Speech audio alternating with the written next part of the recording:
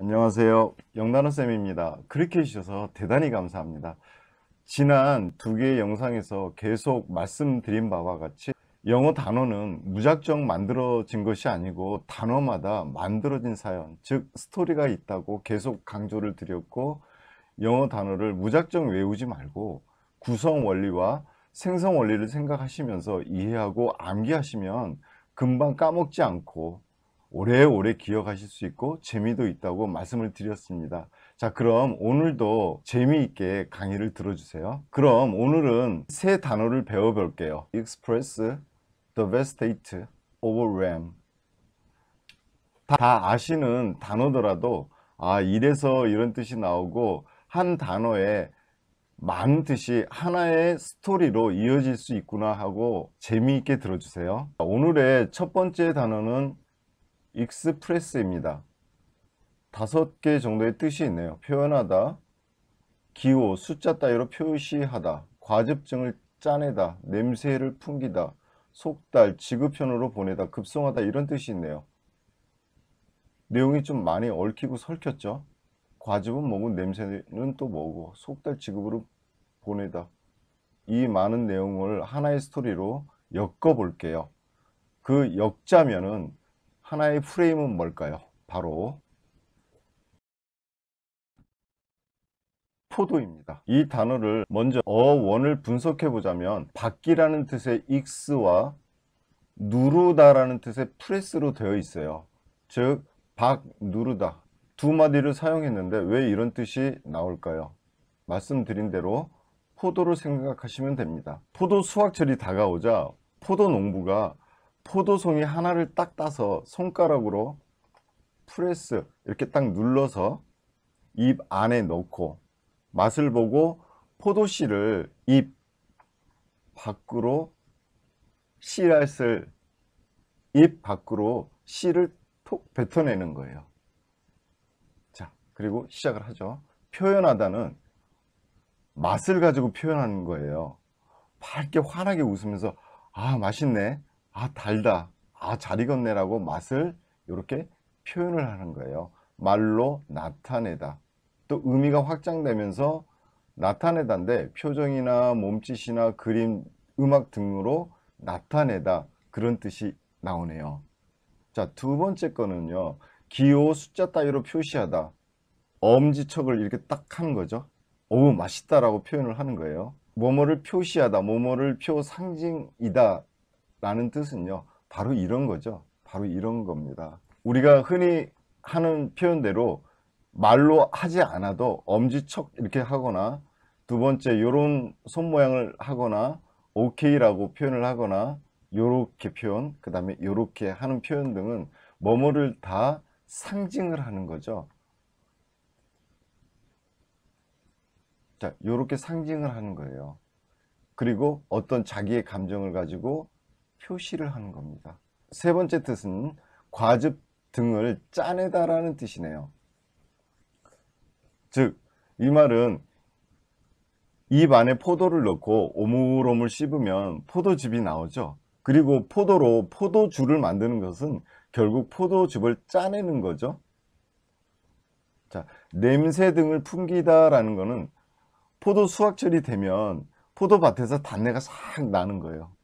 예, 냄새를 풍기다. 우리가 과일 가게 옆을 딱 지나가면 과일의 단냄새가 나잖아요. 그것처럼 냄새 등을 풍기다예요. 속달, 지급으로 보내다, 뭐 급송하다는 얘기는요, 온, 식- 온 식구가 다 동원되고 마을 인부들 모아서 빨리 빨리 따서 빨리 시장에 내다 팔고 빨리 양조장으로도 보내야 되겠다.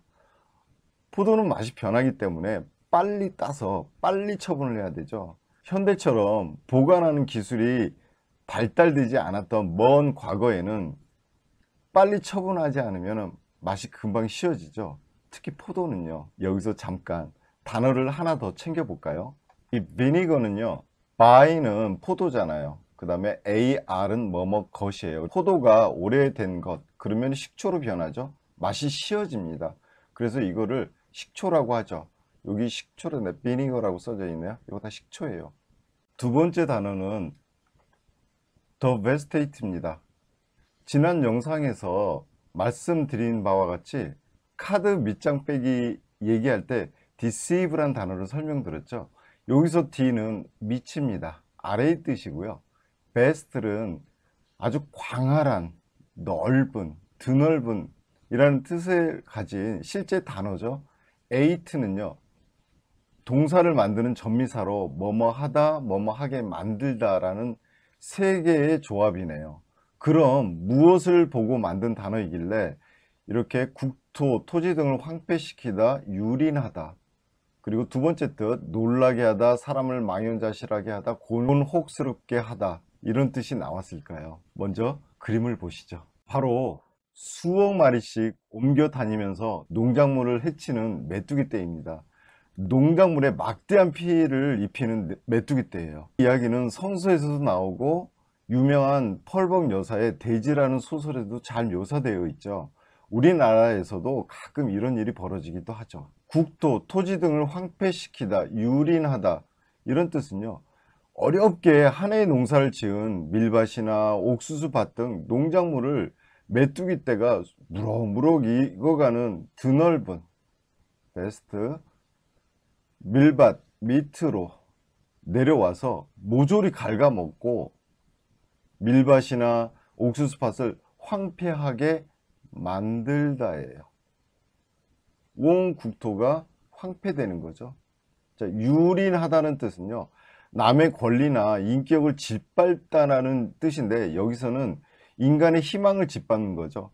인간이 어떻게 손을 쓸 도리가 없을 정도로 마음대로 농작물을 갉아먹고 인간의 희망을 짓밟는 거죠. 농작물을 키워서 시장에 내다 팔고 자신들도 먹고 살아야 되잖아요. 그런데 이 수억 마리의 메뚜기 떼들이 희망을 짓밟는 거예요. 즉 유린하다의 뜻이네요. 놀라게 하다, 사람을 망연자실하게 하다, 곤혹스럽게 하다, 이런 뜻은 수억 마리의 메뚜기 떼들이 한 해 동안 정성껏 갖고 온 밀밭이나 옥수수밭을 갉아먹고 있는 장면을 보면 얼마나 놀랬겠어요. 곤혹스럽다는요, 어떻게 할 도리가 없는 상황이죠. 그 드넓은 밭에서 메뚜기 떼를 어떻게 몰아내겠어요. 유일한 희망은 강한 바람이 불어오는 거죠. 인간이 어떻게 강한 바람을 만들어내겠어요. 망연자실하게 하다, 멍하니 정신을 일탈하는 뜻이죠. 이런 상황에서는 어떻게 손을 쓸 도리가 없는 거죠. 이제 곧 추수를 해서 겨울을 나야 되는데 이런 상황이 사람을 망연자실하게 만드는 거예요. 아무런 희망이 없이 망연자실하게 만드는 거예요. 이 영상이 마음에 들었다면 구독, 좋아요, 알림 부탁드릴게요. 오늘의 마지막 단어 overwhelm입니다. 위라는 뜻의 over하고 파도가 무엇을 삼키다 라는 뜻의 whelm으로 되어 있어요. 두 마디로 되어 있어요. 뜻을 빠르게 한번 읽어볼까요? 압도하다, 제압하다, 괴멸시키다, 의지를 꺾다, 질리게 당황하게 하다, 몹시 감격하게 하다, 물결 등이 위에서 덮치다, 물속에 가라앉히다, 땅에 파묻다, 매장하다. 이 단어는 그 뜻을 가지고 상상하고 유추하기가 그다지 어렵지는 않네요. 바로 맞습니다. 쓰나미예요. 여러분의 이해를 돕기 위해서 영상을 잠깐 볼까요? There's just no way to say it. It's difficult to comprehend as a reality. Was it fear? 여러분, 무서운 쓰나미 장면 보셨죠? 높은 파도가 넘어오지 않도록 만든 방파제 위를 넘어서 땅 위의 모든 것을 집어삼키다. 압도하다, 제압하다, 괴멸시키다는요, 영상에서 보셨다시피 쓰나미로 인해서 마을 전체가 없어지듯이 더 많은 군사와 더 강한 무기로 압도, 제압하다, 이것은 쓰나미의 모습에서 비유적으로 한 거죠. 강한 무기를 갖고 강한 군사를 동원해서 적군을 가지고 싹 제압을 해버리는 것, 괴멸시켜 버리는 거죠. 자, 의지를 꺾다, 질리게 당황하게 하다, 이런 뜻은요, 산이나 높은 곳으로 피신한 사람들이 집과 논, 밭, 물에 완전히 쓸려가는 마을을 보면서 놀라고 허탈한 마음으로 땅바닥에 퍽 주저앉아 한숨을 쉬면서 삶의 의지가 꺾이는 거예요. 그리고 질리는 거죠. 너무너무 무섭고 당황스럽고 이런 모습인 거죠.